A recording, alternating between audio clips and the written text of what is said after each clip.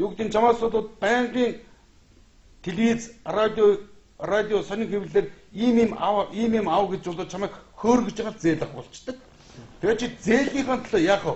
Чи юун тэр шудраг байдлын төлөө тэмцэх цаг зав. Ердөөсөө тэр хүүгээд 4-7 хоног болоод иргэдэг тэр хүүгээд дэлхийн төлөө Ухаанматаг бол ингэж өдөр шөнөгүй дэлчилж байгаа байхгүй. Тэр бол ганцхан бодож байгаа юм дээр байхгүй.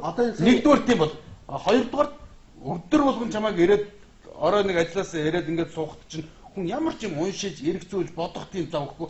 Ердөөсөө тэр радио хэвлэл одоо ч сонин радио бүх юмар өгж байгаа энэ чинь ганцхан төрлийн мэдээллийг ердөөсөө баян толгоор өчөлж цахаад байгаа балбаад байгаа байхгүй дөрөв. Энэ хоёрыг бид нар хамгийн эхлэж засахгүй бол Монгол үндэстэн цаашдаа байхгүй тухай асуудал яригдчих واخхой. Гэтэ Монгол дээр хүмүүс буруу ойлгож болохгүй л дээ. Огт хүмүүсгүй болчих юм шиг. Тий. Монгол дээр хүмүүс байх зөөгөн гэдэг. Одоо тэр нь бол гений өөрчлөлтөнд үндэсний бүтээгдэхүүн одоо хийгээд эрендэг зэрэмдэг болцсон. Ямар ч юм мэдэхгүй, мэддэг ч мэддэггүй ч маргинал юм дебил болцсон. Ийм асуудал баахан сөргөл. Манайхны бол ердөөсөө бидний өнөөдрийн одоо хэрглэж байгаа өдөр тутмын хүнсний бол 90% нь хамгийн багаар бодоход 90% нь генийн өөрчлөлтөнд хүнсний бүтээгдэхүүнүүд болж байна гэж. Тийм үү? Нэгдүгээрээс. Хоёрдугаарт бол бидний энэ идэж хэрглэж байгаа сүүлийн үед бол одоо манай нийгэмд хавтгай болоод байгаа энэ зүрх судасны өвчнгүүд, за чихрийн шижин, хорт хавдар тийм үү? Энэ угаасаа манай нийгэмд байгаагүй өвчин баггүй. Ийм байсан гэхдээ ийм хавтгай байгаагүй. Ер нь бол хавтгай байх учиргүй. Тэр бол дандаа одоо настай хүмүүсийн өвчин гэж байна тийм үү? Одоо тэр өрдөөс настай биш хүн амын бүх насны бол одоо тийм бүх насныханд бол хамарсан ийм өвчин болж байна. Энэ ч гэхдээ зэрэг чинь нийгмийн нэг үзэгдэл болоод байгаа. Тэр үзэгдлийн үн шалтгаан нь одоо юундэ байна гэдэг үзэгдэл зэрэг чинь бид нар гений өөрчлөлтөнд хүнсний бүтээгдэхүүн хүнсний хим хоёроор ордоод байгаа байхгүй. За ингээд нэгдүгээр асуудал тийм үү? За хоёрдугаар асуудал нь болохтой зэрэг чинь бидний бүрдөөсөө урд нь хүрсэн байсан энэ боловсролын төвшин бол үнэхээр сүүлийн 20 жил бол аимшигтай бол манай хүүхэд залуучуудын хүмүүжил боловсрол бол ялзарч задарч тийм энэ төвшин бол үнэхээр унлаа шүү дээ. Энийг бол хүн бүхэн ойлгож мэдэрч байгаа. Хүн бүхний одоо уулзаад ярьж байгаа гол чухал асуудлууд яг танд яг юу хамгийн гол чухал асуудал байна гэдэг хэрэг асуудал гэдэг нь хүүхдийн хүмүүжил, хүүхдийн боловсролын асуудал гэж. За нэг хоёрдугаар гуравдугаарт нь бол бид нар бол энэ бүх нэвтрүүлгийнхын туршид яриад байгаа. Бид нар төрдөөсөө мөнгө санхүү гэдэг бол эдийн засаг гэсэн. Эдийн засаг гэдэг бол хүн бүхэн айл гэр бүлийн ахуй амьдрал гэсэн үг шүү дээ. Бид нар юу бүтээх вэ? Тэг яаж амьдрах вэ? Тий. Энэ гэсэн үг шүү дээ. Тэгэхээс бол одоо зарим улсууд чинь ярихдаа зэрэг би бас зарим тэр улсуудыг хараад гайхдаг. Имийг ингэж яхан уул үндэс рүү ярихдаа зэрэг чинь битгий улс төржүүлээд тэгээд.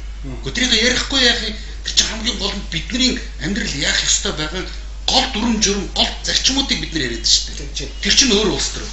Ингээд бол хэд хэдэн энэ асуудлуудыг бол цааш нь бол яриад байж байна. Энийг ингээд нэгтгэхэд дүгнөөд үзэхдээ зэрэг чинь үнэхээр манай нийгэмд бол үнэхээр геноцид явагдаад байгаа байхгүй.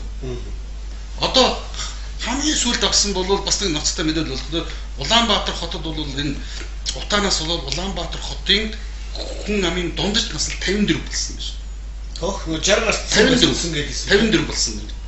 Дундаж наслт шүү дээ. Энэ бол одоо үнэхээр төгшүүртэй тоо баримт байгааз. Тийм хөдөөдөө арай ортолж байгаа. Тийм хөдөөдөө бол арай ортол. Тэгтээ зэрэг чинь дахиад бол хэлэхэд бидний хоол хүнсний талаар, за энэ вакцины талаар, тийм эрүүл мэндийн талаар, за тэгээд боловсролын талаар ийм бүх ажиллагаанууд хийгдээд байна шүү дээ гэдгийг бид нар олж харах хэрэгтэй байхгүй. Олж хараад ер нь бол тэгээд энэ юмнуудыг бол бид нар яриад байгаагийн гол нь болохтой зэрэг бол энэ бүхэн мэдээж цаг хугацаа, орон зай юм шаардна.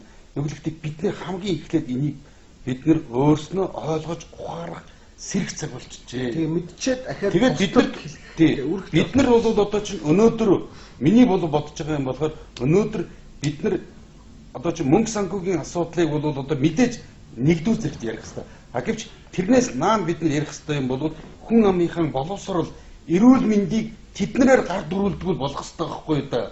Бид нар өөрснөө мэддэг.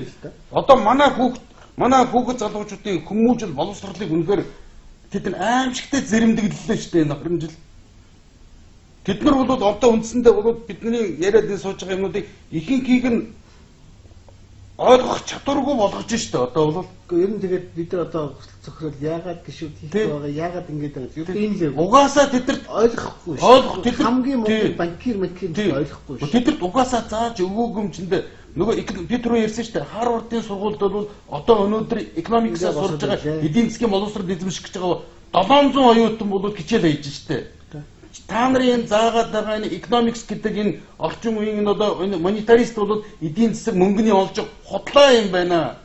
Энэ чинь та нарын энэ хүн төрөлхтөнд мөнгө хүлдэг энэ бол одоо нийгмийн тогтолцоогоор бид нар нийгмийн одоо тэгш бус ийм байдлыг бол байнгын мөнгөжүүлэхэд чиглэсэн ийм бодлого юм байна. Дэлхийн нийтийн бүх энэ эдийн засгийн энэ болж байгаа бүх энэ үзэгдэл эмс үзэгдлийг ойлгох ийм хүнд ич бүрэн мэдлэг өгдөг юм байна. Баахан олон цуглуулга мэдлэгтэй байдаг. Гэвч тэрийг бүтэн зураг болгож харж чадахгүй байгаа байхгүй да. Тэрийг хийгээд сая өнөөдөр сургуулийнхаа удирдлагад тийм үү? Тодорхой одоо чинь бид нар бол одоо тэр Гергори Менкю гэж бол одоо бүр Нобелийн шагналт эдийн засгийн заадаг энэ хичээл суухгүй.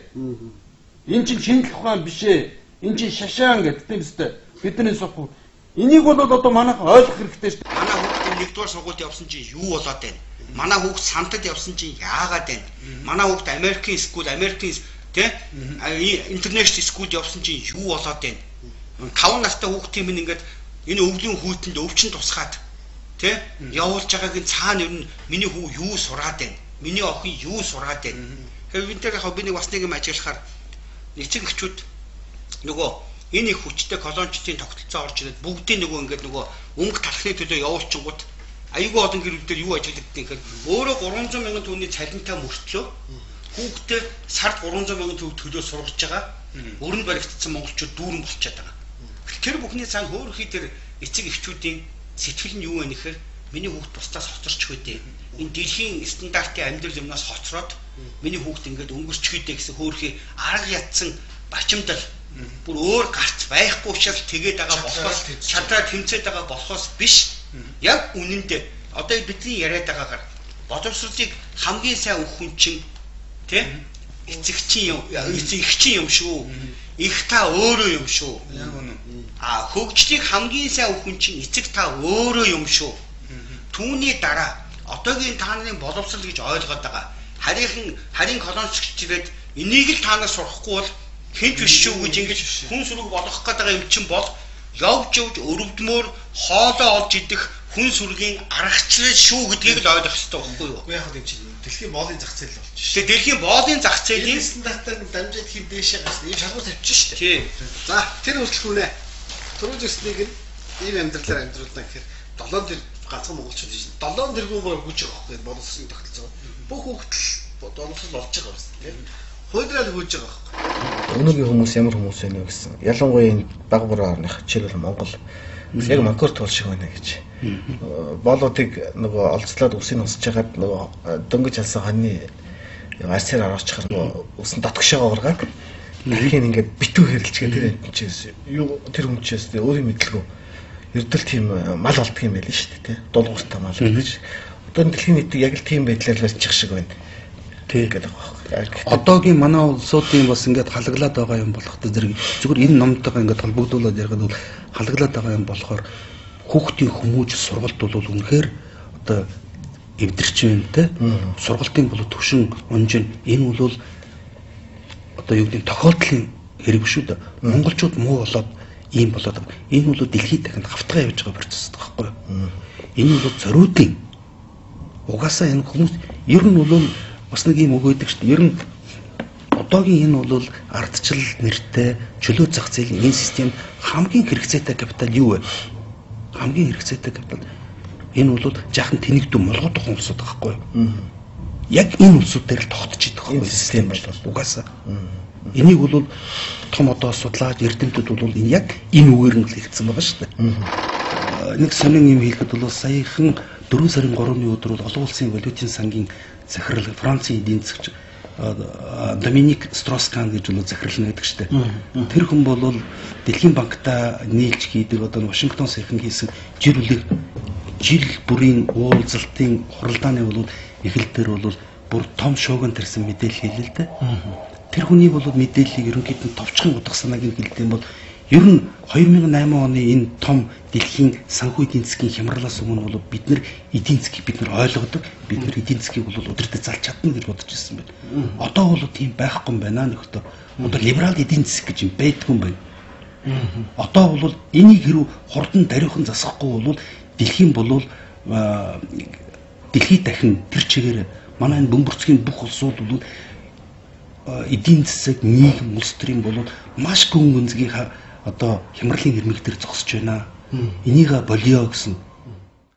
Энэ мэд олон баримт фактуудаас дүгнээд үзэхэд капитал материал технологиор хөөцөлдөх эхний замыг бий лав хүлээн зөвшөөрөхгүй. Тэр хамгийн хэрэгтэй капитал гэгч тэнэгдүү мулгуудуу улсын игнэд бий багтмааргүй байна.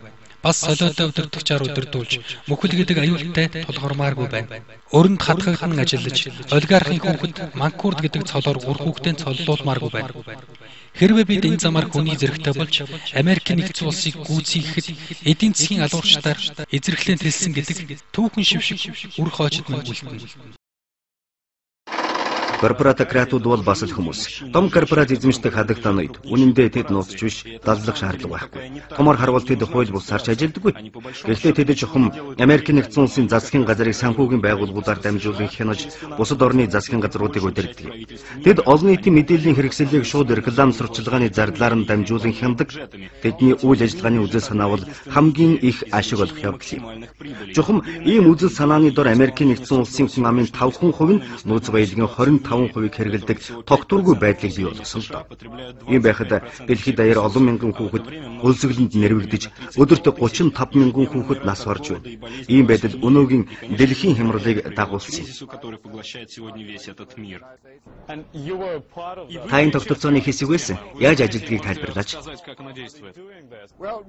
Бид анхны жинхэнэ глобал эзэнт гүрнийг байгуулсан. Түүхэнд анхудаа эзэнт гүрнийг үндсэндээ цэргийн хүчээр бус харин эдийн засгийн алуурчдаар байгуулсан.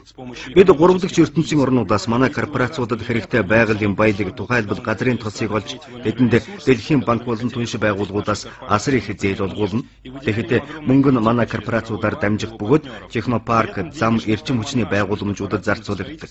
Ийм схемээр манай компаниуд болон тухайн орны элит баян цөөхөн гэр бүл баяжиж байхад ард түмний ядуурч, улам ядуурн тэр цахилгааны мөнгийг төлж чадахгүй, гой замаар нь явж чадахгүй байдал хүрнэ л дээ. Ингэснээр тухайн орн манай өрийн занганд орж улмаар хэсэг хугацааны дараа төлж чадахгүй болсон үед нь төлбөрөө хойшлуулъя. Гэхдээ газрын тосоо ашигт малтмалаа бидэнд хямдхан өг. Нэгдсэн үндэсний байгууллагад манай заавраар саналаа өг. Ирак мэт өөр бусад газарт цэргээ явуул гэж тулгадаг. Хэрв тэд татгалзвал цөөврүүд гэж нэрлэдэг өөр хүмүүсийн ажиллагаа эхэлдэг. Би номонд Панам, Эквадорын тим хэдэн жишээг татсан л да. Эхлээд тэд үймэн зохион байгуулж эргэлт гаргадаг. Зарим тохиолдолд удирдагчийн цааш нь харуулдаг. Ирак зэрэг улс оронд цөөврүүдэрч барахгүй цэрэг оруулсан шүү дээ. Ийм замаар бид эзэнт гүрнийг байгуулсан бөгөөд бусдын газар нутгийг эзэлдэг байсан өмнөх эзэнт гүрнүүдээс ялгаатай.